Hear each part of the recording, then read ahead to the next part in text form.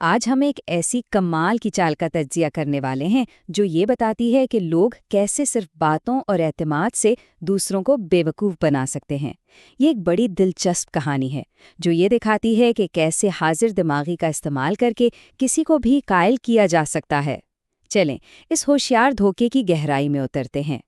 तो कहानी शुरू होती है इस एक बहुत ही अजीब जुमले से। जरा सोचें, एक ग्राहक फल वाले से इस बात पर लड़ रहा है कि तुमने मुझे डिस्काउंट क्यों दिया।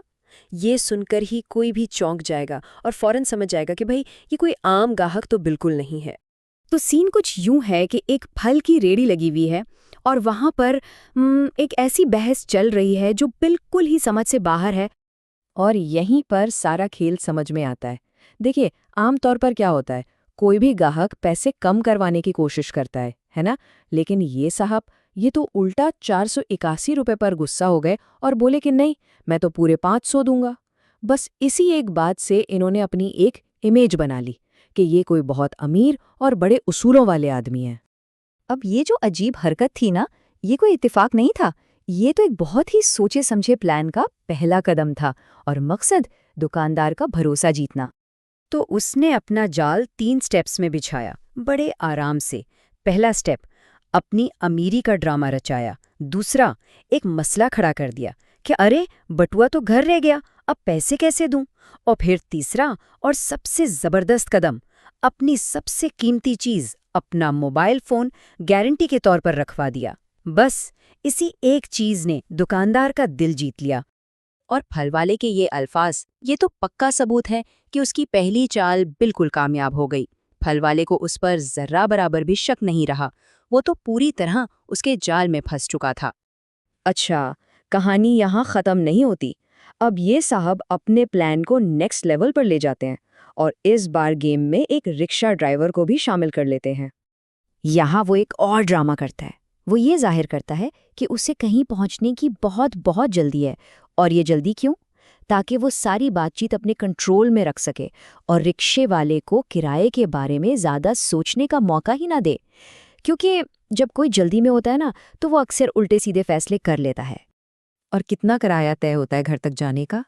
पूरे 1000 रुपए। अब ये तो बहुत ही ज्यादा है ना? लेकिन जिस तरह का उसने जल्दी और अमीरी का ड्रामा किया था, उसके सामने ये रकम भी बिल्कुल ठीक लग रही थी। लेकिन यहाँ कहानी में एक और ट्विस्ट आता है। वो 1000 रुपए का जो नोट रिक्शे वाले को देता है, वो होता है नकली। मतलब इसकी डटाई देखें, सिर्फ लोगों के भरोसे से नहीं खेल रहा, बल्कि जाली नोट भी चला रहा है। चलें, अब आते हैं इस पूरे फ्रॉड के फाइनल स्टेज पर। वो हिस्सा जहां वो अपनी कमाल की एग्जिट स्ट्रैटेजी इस्तेमाल करता है। तो फल वाले के पास वापस आकर वो पैसे देने से पहले क्या करता है? सबसे पहला काम, वो अपना फोन वापस मांगता है कि भाई एक बहुत जरूरी कॉल करनी है।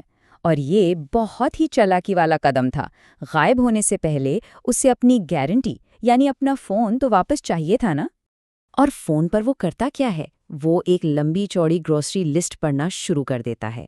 जाहिर है ये सारी कॉल ही एक ड्रामा होती है जो इसके फाइनल बहाने के लिए स्टेज तैयार कर रही होती है। और लिस्ट भी इतनी लंबी कि सुनने वाले को लगे कि घर पर कोई बहुत बड़ी दावत है। और फिर आता है इसका मास्टर स्ट्रोक। कॉल खत्म करते ही वो कहता है, अरे भाई माफ करना, घर पर तो सारा सामान आ चुका है।